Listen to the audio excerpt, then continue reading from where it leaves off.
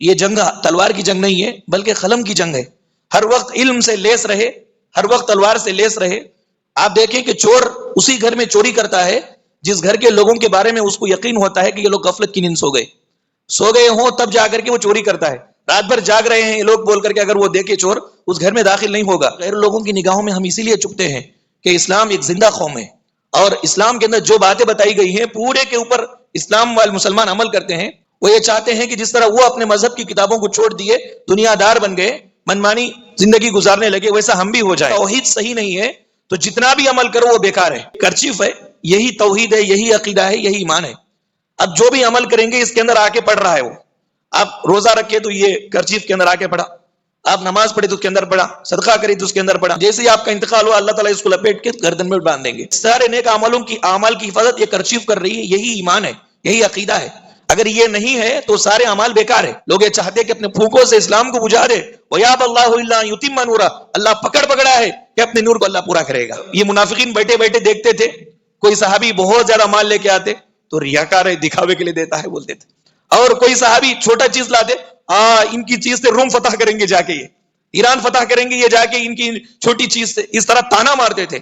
اللہ رب العالمین نے بیان فرمایا, مومنوں کو, صدقہ کرنے والوں کو جو تانے مارتے ہیں میں ان کو دردناک عذاب دوں گا. آدمی جو بھی خرچ کرے, اللہ تعالیٰ وہ چیز کو نہیں دیکھتے, اللہ تعالیٰ کمیت اور زیادت کو نہیں دیکھتے, اللہ کیفیت کو دیکھتے ہیں کہ کون سی نیت سے وہ دے رہا ہے. وَعْلَمُوا, یہ 10واں پارہ, اس پارے کے اندر بہت ساری باتیں اللہ نے بتلائی. کچھ تاریخی باتیں اس کے اندر ہے جنگ کے موقع کی, خاص کر جنگ بدر اور جنگ تبوک کے کچھ اہم باتیں اللہ تعالیٰ نے بتلائی, اور انہی کے کچھ احکام اور مسائل 11ویں پارے کے اندر بھی ہے.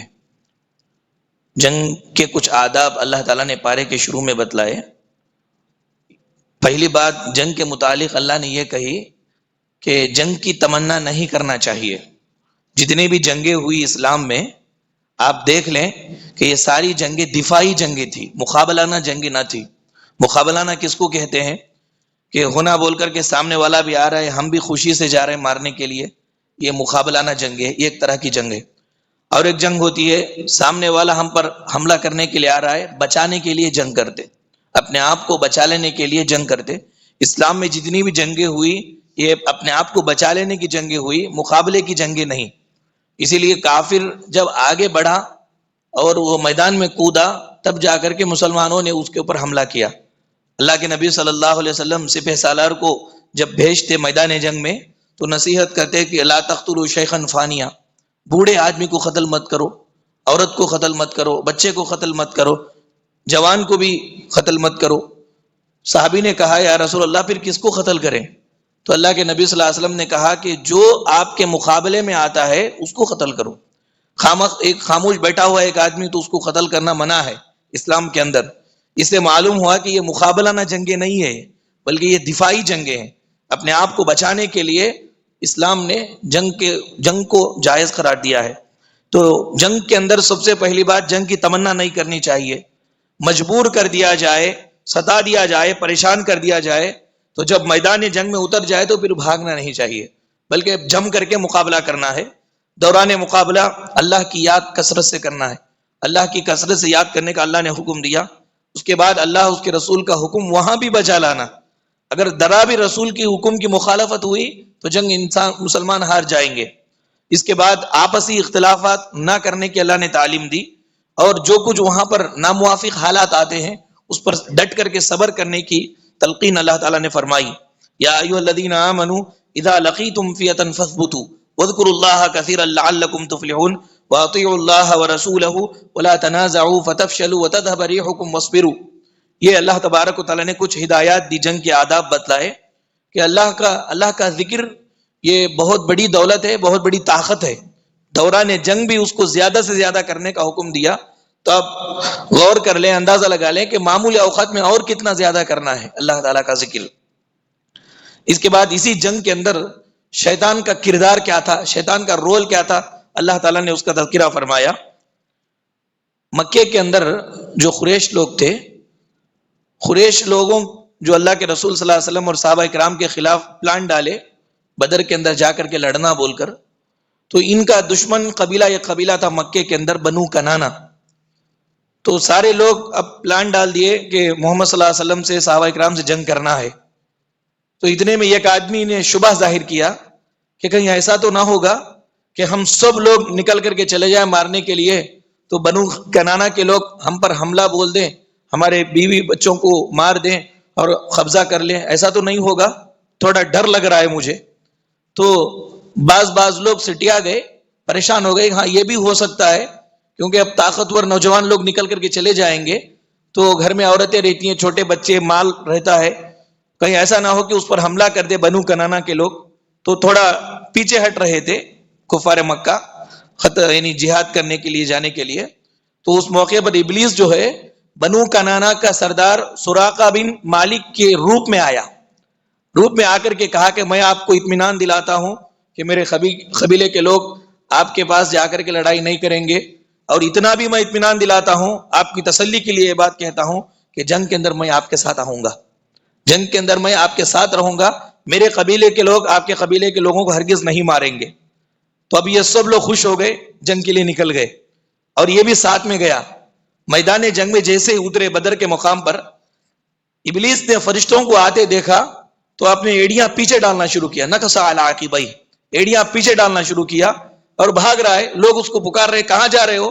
تو اس موقع پر اس نے کہا انی ارا ما لا ترون انی اخاف اللہ, میں وہ چیزیں دیکھ رہا ہوں جو تم کو نظر نہیں آ رہی ہے, میں نکل کر کے بھاگ کے جاتا ہوں, میں اللہ سے ڈرتا ہوں, نکل کر چلا گیا. اس واقعے سے یہ بات ہمیں معلوم ہوتی ہے کہ شیطان لوگوں کو گمراہ کرنے کے لیے, برائی میں ڈالنے کے لیے, برائی میں اکسانے کے لیے, برائی میں پھنسانے کے لیے بڑے بڑے لوگوں کا روپ بھی اختیار کر کے آ سکتا ہے, اور آ کر کے غلط باتیں بول کر ان لوگوں کو برائی میں کدا سکتا ہے. اس کا کام وسوسے ڈال کر کے لوگوں کو برائی کی طرف مائل کرنا ہے. تو وہ ایسا کرے گا, ہو جس طرح یہاں پر جنگ بدر میں کیا, عین لڑائی کا موقع تھا, نکل کے بھاگ کے چلا گیا, اور اس کی باتوں کو سن کر کے جو ہمت سے لڑائی میں آئے تھے سب پھنس گئے وہاں پر. یہ شیطان کے کرتوت ہے. اس کے بعد اللہ تعالیٰ نے یہ بات بیان فرمائی کہ دفاع کا بہترین طریقہ امت مسلمہ کے اندر ہونا چاہیے. دفاع اپنے آپ کو بچا لینے کا, اپنے آپ کو بچا لینے کا بہترین طریقہ کیا ہے؟ ہر وقت جنگ کی حالت میں رہنا. اس کا یہ مطلب نہیں ہے کہ تلوار اٹھاؤ مار کٹائی کرنے کے لیے پھرو. ہر وقت جنگ کی حالت میں رہنے کا مطلب یہ ہے کہ دشمن قوم سے محفوظ رہنے کے لیے ہر وقت تیار رہنا. تیاری کون سے حساب سے؟ آج کل یہ جنگ تلوار کی جنگ نہیں ہے بلکہ قلم کی جنگ ہے. ہر وقت علم سے لیس رہے, ہر وقت تلوار سے لیس رہے. آپ دیکھیں کہ چور اسی گھر میں چوری کرتا ہے جس گھر کے لوگوں کے بارے میں اس کو یقین ہوتا ہے کہ یہ لوگ غفلت کی نیند سو گئے ہوں, تب جا کر کے وہ چوری کرتا ہے. رات بھر جاگ رہے ہیں یہ لوگ بول کر کے اگر وہ دیکھے چور, اس گھر میں داخل نہیں ہوگا.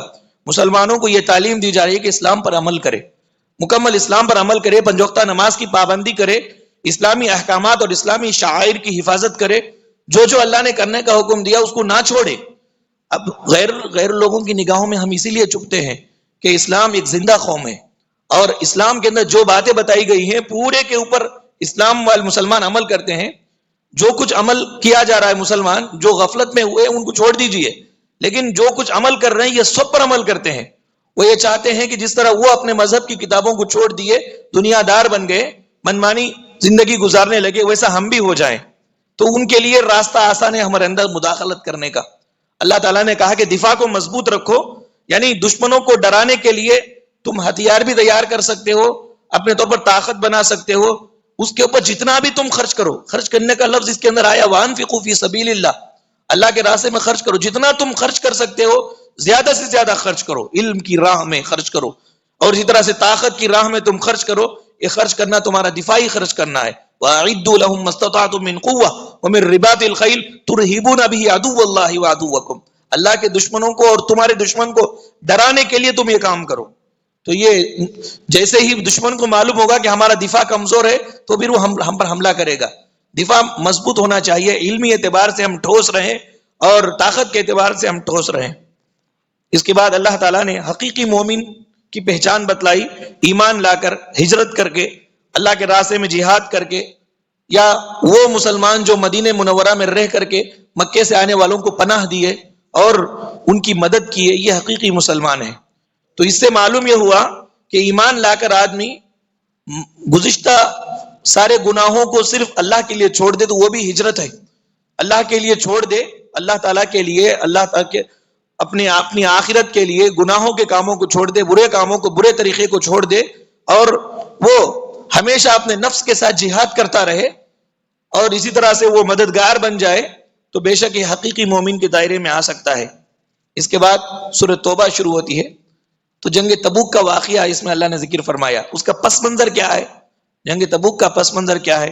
تبوک یہ روم کی سرحد میں ایک پلیس کا نام ہے۔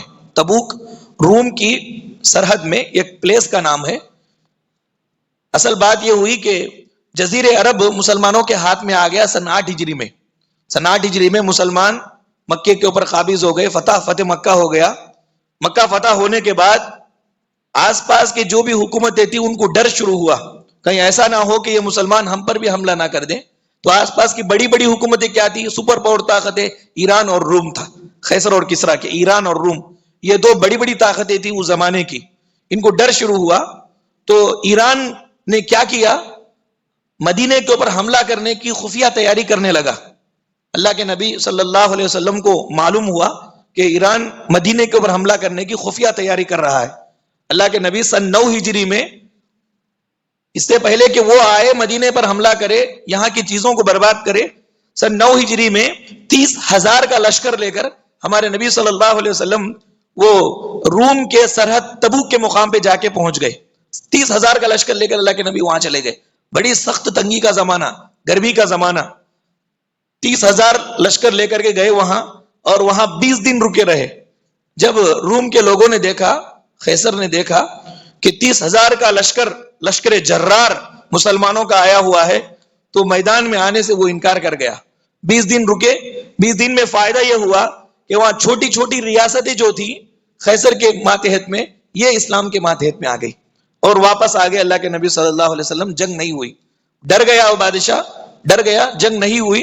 اللہ کے نبی صلی اللہ علیہ وسلم 20 دن رک کر کے واپس آ گئے۔ واپس آنے کے بعد کچھ مسائل مدینے میں پیش آئے، وہ 11ویں پارے میں بڑی تفصیل سے ہے۔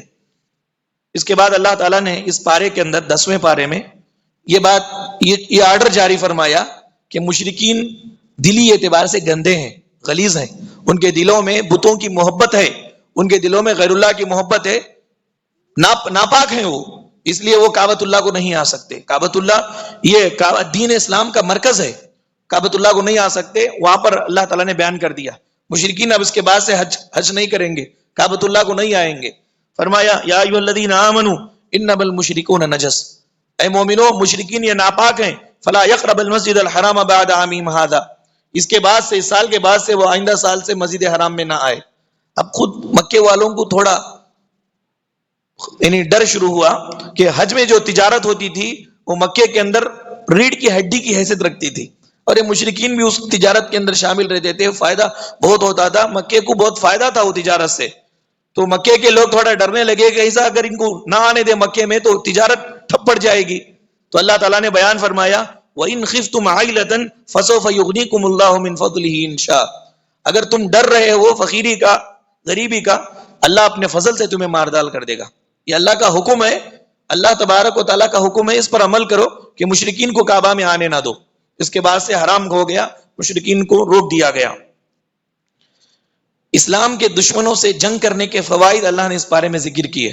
پہلا فائدہ یہ ہے کہ قاتلوہم یعذبہم اللہ بایدیکم، اللہ تمہارے ہاتھ سے تمہارے دشمنوں کو عذاب دیں گے، اللہ ان کو رسوا کریں گے، ان کے خلاف تمہاری مدد کریں گے، مومنوں کے سینوں کو اللہ تعالیٰ شفا دیں گے اور کافروں کے غصے کو دور کریں گے۔ کم سے کم اگر تم جنگ کرو گے تو ڈر کر کے تم اسلام میں آئیں گے، جہنم سے اپنے آپ کو بچا لیں گے۔ یہ بات اللہ تعالیٰ نے اس بارے میں بیان فرمائی۔ پھر یہ کہا کہ کعبۃ اللہ کو آنے والے لوگوں کو پانی پلاتے ہو تم اور ان کی خدمت کرتے ہو، کعبۃ اللہ کو جھاڑو دیتے ہو، اور تم یہ سمجھتے ہو کہ یہ بہت بڑے کام ہے، یہ بہت بڑے کام ہیں، لیکن کس کے لیے؟ ایمان والے کے لیے۔ ایمان کے بغیر یہ سب کام بیکار ہے۔ آپ کتنا بھی عمل کرو، ایمان صحیح نہیں ہے، ایمان درست نہیں ہے، توحید صحیح نہیں ہے، تو جتنا بھی عمل کرو وہ بیکار ہے۔ اب اس کی ایک چھوٹی مثال لے دیکھیں کہ یہ کرچیف ہے، یہی توحید ہے، یہی عقیدہ ہے، یہی ایمان ہے۔ اب جو بھی عمل کریں گے اس کے اندر آ کے پڑھ رہا ہے وہ۔ آپ روزہ رکھے تو یہ کرچیف کے اندر آ کے پڑھا، آپ نماز پڑھے تو اس کے اندر پڑھا، صدقہ کرے تو اس کے اندر پڑھا، اچھائی کرے تو اس کے اندر بڑھا. جیسے ہی آپ کا انتقال ہوا اللہ تعالیٰ اس کو لپیٹ کے گردن میں باندھ دیں گے. تو یہ جتنے نیک اعمال ہے سارے نیک اعمال کی حفاظت یہ کرچیف کر رہی ہے. یہی ایمان ہے, یہی عقیدہ ہے. اگر یہ نہیں ہے تو سارے اعمال بیکار ہے کہ ادھر ادھر منتشر ہو جائیں گے, اللہ کے پاس مقبول بھی نہیں ہے وہ. اللہ نے بیان فرمایا اجعلتم سقایۃ الحاج وعمارۃ المسجد الحرام کمن آمن باللہ والیوم الآخر وجاہد فی سبیل اللہ. کیا تم نے یہ سمجھ لیا کہ حاجیوں کو پانی پلانا, مسجد حرام کی دیکھ بھال کرنا, یہ کام اس آدمی کے جیسا فائدہ دیتا ہے جو آدمی ایمان لا کر کے, اللہ پر ایمان لا کر, آخرت کے دن پر ایمان لا کر اللہ کے راستے میں جہاد کرتا ہے؟ اس کو جتنا ثواب ملے گا, جتنا فائدہ ہے, اتنا فائدہ تم نے اس میں سمجھا نہیں ہے, اس میں نہیں ہے. گرچہ کہ یہ بظاہر خود اچھا عمل ہے لیکن ایمان کے بغیر اس کی کوئی اہمیت نہیں ہے. ایمان کی بڑی اہمیت ہے, ایمان کی حفاظت کرنا چاہیے. اس کے بعد اللہ تعالیٰ نے بیان فرمایا مومن اگر ہم ہیں تو ہمارے لیے یہ حکم ہے کہ دنیا کی ہر چیز سے بڑھ کر اللہ اور اس کے رسول سے محبت کرنے کا حکم ہے. مومن کے دل میں اللہ اور اس کے رسول کی محبت دنیا کی ہر چیز سے بڑھ کر ہونا چاہیے. اگر ہے تو ہی وہ پکا مومن ہے, نہیں ہے تو اللہ تعالیٰ نے وعید سنائی کہ عذاب کا انتظار کرو. فرمایا ایمان صرف زبان سے کلمہ ادا کرنے کا نام نہیں ہے, بلکہ دنیا کی ہر چیز سے بڑھ کر اللہ اس کے رسول صلی اللہ علیہ وسلم سے تعلق پیدا ہو جانا یہ اصل ایمان ہے. اللہ نے بیان فرمایا مومنو, آپ کے والد یا آپ کے بھائی کفر سے محبت کر رہے ہیں ایمان کو چھوڑ کر, کفر سے محبت ہے ان کو, تمہارے باپوں کو, تمہارے بھائیوں کو, ایمان کو چھوڑ کر کے وہ کفر سے محبت کر رہے ہیں, ان کو دوست نہ بناؤ, وہ تمہارے دلی دوست نہیں ہے. یا ایھا الذین آمنوا لا تتخذوا آباءکم واخوانکم اولیاء ان استحبوا الکفر علی الایمان. اگر وہ مومن نہیں ہے, تمہارے باپ ہی کیوں نہ صحیح, تمہارے بھائی کیوں نہ صحیح, ان کو دلی دوست نہ بناؤ. اگر تم کو تمہارے باپ دادے, تمہارے بیٹے, تمہارے بھائی, بیویاں, خاندان, تمہارے کمائے ہوئے مال, تمہاری تجارت, تمہارے مکانات, یہ اللہ اس کے رسول اور اللہ کے راستے میں جہاد سے بہتر ہے, یا اس سے اللہ کے رسول اور اللہ کے راستے میں جہاد کرنے سے زیادہ تمہارے دل میں ان چیزوں کی محبت ہے, تو فتربصوا حتی یاتی اللہ بامرہ, تو انتظار کرو اللہ کے عذاب کا. اللہ کا عذاب آئے گا کس کے لیے؟ اس آدمی کے اوپر, اس قوم کے اوپر جو قوم اللہ, رسول اللہ اور جہاد سے بڑھ کر کے اپنے مکانات کو, اپنے تجارت کو, اپنے مال و دولت کو, اپنے بچوں کو, اپنے باپ کو, اپنے بھائی کو, اپنی بیویوں کو اہمیت دے کر کے, ان کو قربان کر کے ان کا کام کرتے ہوں. تو ایسے موقع پر اللہ تعالیٰ نے بیان فرمایا کہ ذلت و رسوائی کے عذاب کے لیے, دنیا میں برباد ہونے کے لیے تم تیار ہو جاؤ. تو مسلم قوم کو اپنے ایمان کا جائزہ لینا چاہیے. اس کے بعد یہ کہا کہ جہاد کا فلسفہ کیا ہے, اصل میں جہاد کیا ہے؟ کہا کہ اسلام تو امن اور شانتی کا مذہب ہے, یہ مار کٹائی کا مذہب نہیں ہے, بلکہ اسلام کے نام ہی میں سلامتی ہے, اسلام کے نام میں سلامتی ہے. تو یہ مار کٹائی کا حکم کیوں کر دے سکتا ہے؟ لیکن یہ بھی سچائی ہے کہ خالق کائنات کا یہ اسلام سچا دین ہے, یہ دین اسلام اللہ تعالیٰ کا سچا دین ہے, اسے ماننا ہر انسان پر فرض ہے. لیکن دیکھو اسلام یہ بھی نہیں بولتا کہ اس کو ماننا ہر انسان کا فرض ہے, جو نہ مانے اس کے خلاف ہتھیار اٹھانے کا بھی حکم نہیں ہے. لیکن اگر کسی آدمی کو حکومت ملی ہے, کسی آدمی کو سلطنت ملی ہے, کوئی آدمی عہدے پر ہے اور اسلامی تعلیمات اس کے سامنے آئی, وہ بجائے اس کو ماننے کے, فرض ہے اس کو ماننا, بجائے اس کو ماننے کے اپنی طاقت کے بلبوتے پر اسلام کو دبانا چاہتا ہے, تو ایسے موقع پر اسلام یہ کہتا ہے کہ جہاد کرو. کیونکہ یہ جہاد میں اسی کا فائدہ ہے کہ اگر وہ اسلام, اب دیکھو ایک ماں ہے, بچہ کھانا نہیں کھا رہا ہے, اس کو مار مار کر کے کھانا کھلاتی ہے. اب بولو کہ بچے کو مار کر کے کھانا کھلانے میں فائدہ کس کا ہے؟ اگر کھانا کھائے گا تو کس کو فائدہ ہوگا؟ بچے کو فائدہ ہوگا. اسلام کے اندر جہاد کا فلسفہ کچھ اتنا ہی ہے اور کچھ نہیں ہے. اگر کوئی آدمی اسلام لا لے تو اس کی آخرت بن جائے گی, جہنم سے وہ دور ہو جائے گا, جو بہت بڑی چیز ہے, بہت خطرناک چیز ہے. تو اللہ تعالیٰ نے اس فلسفے کو یہ بات بتلائی کہ طاقت آپ کے پاس ہے, حکومت آپ کے پاس ہے, پاور آپ کے پاس ہے, تو اس پاور کو لے کر کے اسلام کو قبول کرنا چاہیے. بجائے اسلام کو قبول کرنے کے آپ نے اسلام کے خلاف سازشیں کی. تو اللہ کا یہ فرمان ہے یریدون ان یطفئوا نور اللہ بافواہہم, لوگ یہ چاہتے کہ اپنے پھونکوں سے اسلام کو بجھا دے. ویابی اللہ الا ان یتم نورہ, اللہ پکڑا ہے کہ اپنے نور کو اللہ پورا کرے گا. اگر کافر ناپسند کرے, اگر مشرکین ناپسند کرے, اللہ اپنے نور کو پورا کرے گا, دین اسلام کو پورا کرے گا. یہ اللہ تبارک و تعالیٰ کی طرف سے ہے. اس کے بعد اللہ تعالیٰ نے دنیا پرست مذہبی لیڈروں کی مذمت بیان فرمائی. دنیا کے لیے جینے والے مذہبی علماء یا مذہبی لوگ، ان کی برائی بیان فرمائی. عام طور پر انسانوں کی یہ عادت ہوتی ہے، چاہے وہ کسی بھی مذہب کے ماننے والے ہوں، مذہبی رہنماؤں پر ان کا بھروسہ ہوتا ہے. مذہبی جو رہنما ہے، لیڈر ان کے گائیڈ کرنے والے، ان پر ان کا بھروسہ ہوتا ہے. وہ یہ سمجھتے ہیں انسان کہ یہ ہمارے خیر خواہ ہیں، یہ ہماری بھلائی چاہنے والے ہیں. تو بہت سارے لوگ اللہ کے نبی کے زمانے میں اسلام سے دور رہے ان مذہبی رہنماؤں کی بولنے کی وجہ سے. نکو جاؤ اسلام میں بولتے یہودی لوگ، تو یہ اسلام میں نہیں آتے تھے. بہت سارے لوگ اللہ رب العالمین نے انہیں سمجھایا کہ تم ان کو مذہبی لیڈر سمجھتے ہو، مذہبی رہنما سمجھتے ہو، تمہارے خیر خواہ سمجھتے ہو، تھوڑا ان کے رہن سہن پر غور کرو. ان کے دل کے اندر تو مال کی محبت بیٹھی ہوئی ہے، دنیا پرستی میں ڈوبے ہوئے ہیں، دین کا لبادہ اوڑھ کر کے دنیا لمبی چوڑی دنیا کمانے کے پیچھے پڑے ہوئے ہیں. اس وجہ سے یہ مال سمیٹنے کے لیے تم کو روکتے بھی ہیں، تم کو جاؤ بھی بولتے ہیں. ایسے لوگوں سے تم دور رہو. فرمایا یا ایھا الذین آمنو، اے مومنو، ان کثیرا من الاحبار والرہبان، بہت سارے یہ جو مذہبی لیڈر ہیں، بڑے لوگ ہیں، لیاکلون اموال الناس بالباطل، باطل طریقے سے لوگوں کا مال ہڑپ کرنا چاہتے ہیں. ویصدون عن سبیل اللہ، اللہ کے راستے سے وہ روکے رکھتے ہیں. معلوم یہ ہوا کہ اندھا بن کر کے کسی پر اعتماد نہیں کرنا چاہیے، بلکہ قرآن و حدیث کے مطابق جو آپ کو صحیح رہنمائی کرنے والا ہے، اس آدمی کی بات کو ہمیں ماننا چاہیے. ایک آدمی ہمارے مذہب کا خیر خواہ ہے، ہمارا مذہبی لیڈر ہے، وہ جو بولے گا ہم اس پر عمل کریں گے. یہ یہودیوں کی پہچان ہے، یہودیوں کی نشانی برباد ہے. وہ ایسے ہی ہوئے.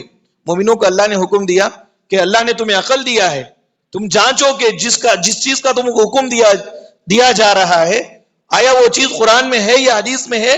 معلوم ہونے کے بعد ہے تو اس پر عمل کرو، نہیں ہے تو پھر وہاں پر رک کر کے جواب دے کر کے ہم جو چیز صحیح ہے اس پر عمل کرنا چاہیے. منافقین بھی بڑے الگ رہتے ہیں. ان لوگوں کا وتیرہ اور شیوا کیا ہے؟ ہمیشہ اللہ کے رسول اور صحابہ اکرام کو مذاق بناتے تھے، مذاق اڑاتے تھے.